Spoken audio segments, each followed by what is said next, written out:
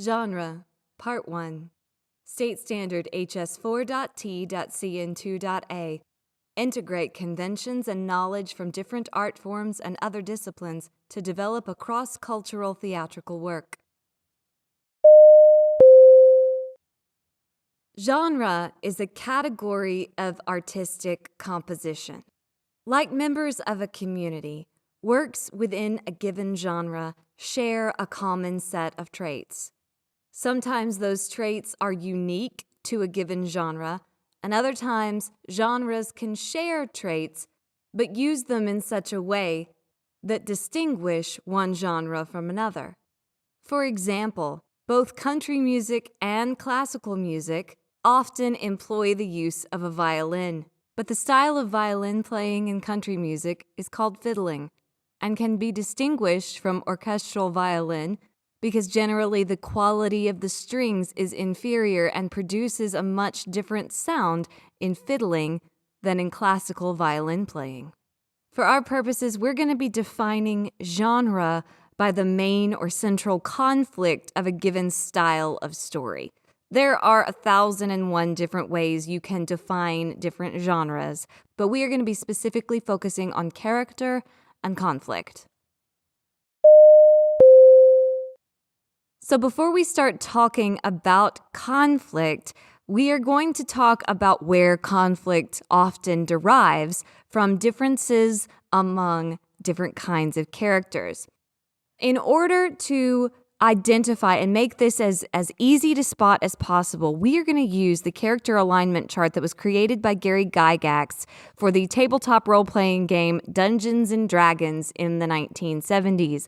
I recognize just how nerdy it is to pull content from Dungeons & Dragons to write a play from, but trust me when I say that it is actually an incredibly useful tool for coming up with characters, for making sure that your plot is not too simplistic.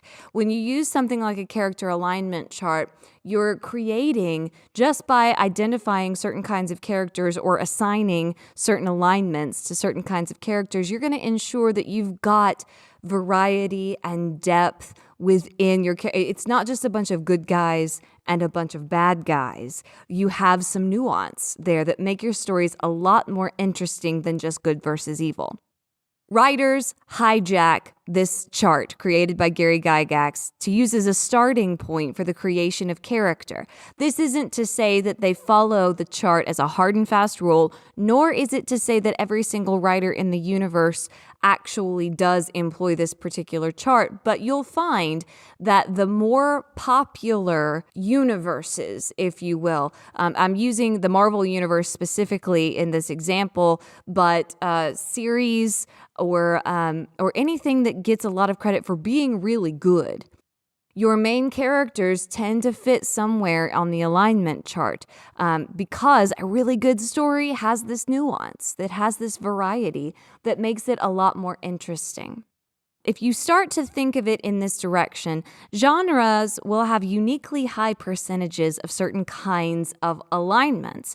Some alignments are more suited to certain genres and tend to grow out of those genres more easily than other alignments. So let's start by looking at the character alignment chart, talking about some of the different characters and the way that they manifest these alignments, and then we're going to talk about conflict and character ratio. So if you've got a whole bunch of lawful good characters versus a whole bunch of lawful evil characters, what kind of story do you get, as opposed to other ratios and mixes? Think of them like cake recipes. You know, you put a little bit more vanilla in one, a little bit of strawberry flavor in another. This one gets a little bit more sugar. This one gets almost no flour.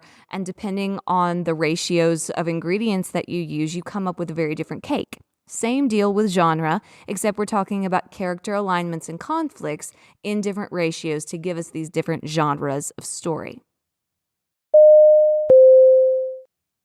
So, when we're talking about character alignment, there are two axes that we're working with: lawful versus chaotic and good versus evil. When we say lawful, we mean that somebody has as one of their moral guideposts that rules are important and should be followed. Whereas someone who has chaotic as their moral guidepost would say that the rules don't matter. Someone who is good is going to be defined as someone who puts others before themselves, and someone who is defined as evil is going to put themselves first. So if you want to think of it in those terms, rules versus no rules, others versus self. And depending on what mixture you come up with is going to determine your alignment. A lawful good character is someone who believes in upholding the law because the law is good. This is an individual who believes that the rules are there for the benefit of everyone. They are going to uphold those rules because they believe that that is the best way to help other people. A lawful good character believes in truth and justice. They have a strong belief that order will uphold the best interest of all. If we're talking about the Marvel Cinematic Universe here, Steve Rogers is our lawful good character, Captain America. Do what you're supposed to do, follow the rules, and good will win. Others will be helped when you uphold the rules. When you've got a character like Thor that is neutral good, what you're saying is this is a character who understands that the laws are there for a reason, and that that law is generally going to benefit, or the rules are generally going to be there to benefit people. However, they are not above breaking the rules if breaking the rules is going to help somebody else. So this is just your general all-purpose good guy who may or may not follow the rules, but is always going to put others before themselves. A character who is classified as chaotic good has no respect for the rules at all, but has mad respect for other people, is always going to put the needs of others before themselves. So you get your rebels and your free spirits in the chaotic good category. The rules and the guidelines just get in the way. I can be a lot more efficient in helping others if I break the rules. Or I live in a society where the rules actually hurt people. And so I'm going to break the rules because helping people is more important than following the rules. So you get somebody like Tony Stark here.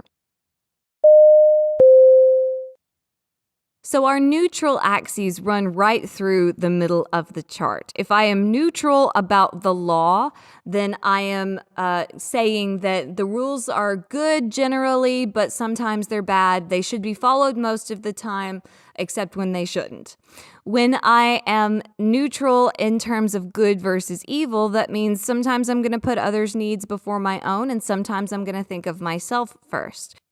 On the lawful axis, you get a character like Vision, who is going to uphold law and order. If they're lawful neutral, they're going to uphold the rules above everything else. So yes, they will sometimes help other people, and yes, sometimes they will be selfish, but it doesn't matter. This character is going to uphold the rules no matter what, even if it means punishing good people for minor misdemeanors. You don't question your orders. You don't go back on a contract. You do what you're told, because following the rules is the most important thing. A character that is true neutral is going to be a loner. Sometimes they put the rules first. Sometimes they think about others. Sometimes they break the rules. They don't particularly fit in with their given society, so they tend to march to the beat of their own drum. They follow the rules when it suits them. They help others when it suits them. They're selfish when it suits them. They break the rules when it suits them. They're not on anybody's side but their own.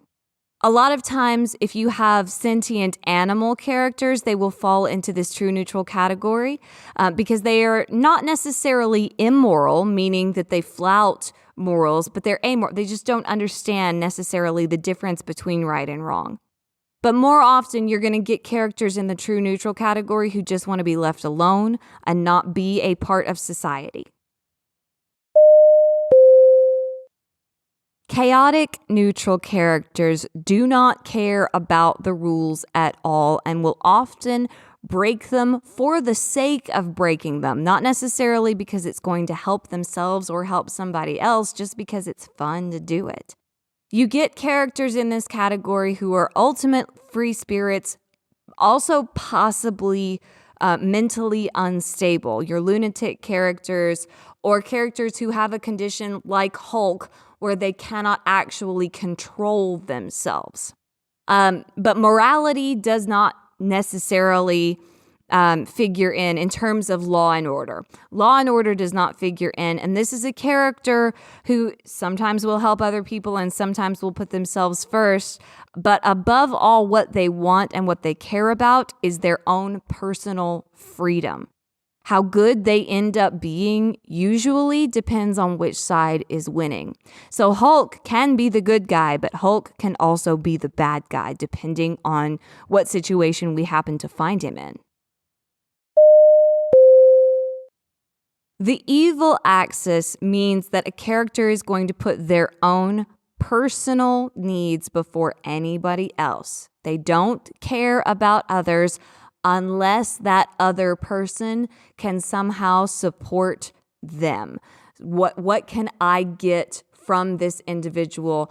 I will only help you if I can see a personal benefit from it. A lawful evil character upholds the rules because they are benefiting from the rules. They don't necessarily care if the rules are helping everyone, if the system is just or not. They are a beneficiary of those rules, and therefore they are going to uphold the rules as long as that remains true. Oftentimes, when you get a lawful evil character, you are going to get someone with a lot of money. Because generally, in the real world, what we see is those with extreme wealth have benefited from the rules of their society. And so therefore, their personal gain tends to be more important to them, and maintaining their personal wealth tends to be more important to them than changing anything about the system that got them to the position that they happen to be in. Bright side of this kind of evil character is that you are safe as long as you fit into their world and you do not disrupt the status quo. As long as you are not the fly in their particular soup bowl, they're going to ignore you. They don't have a problem with you as long as you are not in their way. A neutral evil character could give a crap about the rules unless the rules happen to benefit them. They will break them if necessary. They will follow them when they see fit. They are the ultimate selfish creature who are entirely motivated by their own needs, wants, and desires. They are self-interested above all else. And beyond that, you can never be sure which way they are going to go. Sometimes they will follow the rules. Sometimes they will break them. Sometimes, because it would be in their own interest, they will fight for the quote-unquote good guys because that is in their own self-interest. These are the characters who are going to flip sides in the middle of a war. Once their side starts losing, they're going to defect and they're going to go to the other side and start fighting for them. Or they're going to get out of Dodge altogether. This is a character who is ultimately selfish above everything else. And then finally, you have your chaotic evil character. Your chaotic evil character is entirely self-interested and wants to break the rules because it's fun. This is the character that just wants to watch the world burn. They ignore the rules of society. They do what they want, especially if it's going to hurt other people, because hurting other people is entertaining to this character. They might even go out of their own way to break the law just for the sake of it, just because it's entertaining to do. In the Marvel Cinematic Universe, Loki is our guy. But in traditional stories, usually Your monsters fall into the chaotic evil category. They do not follow rules, and they are entirely motivated by their own selfish needs, wants, and desires. Vampires, werewolves, the creature from the Black Lagoon, they do not have a moral compass, and therefore they cannot follow any of society's rules. They don't apply to them. They can't respond to them. They are entirely motivated by their own animalistic, selfish needs.